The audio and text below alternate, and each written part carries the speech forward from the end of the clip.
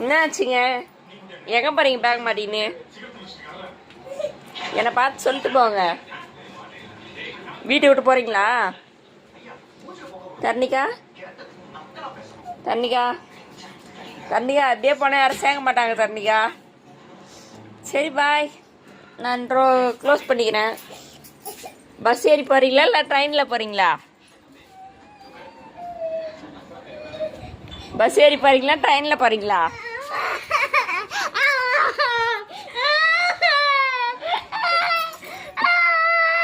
இப்போ நீ தானே வீட்டை விட்டு இப்போ எது கழுவுற?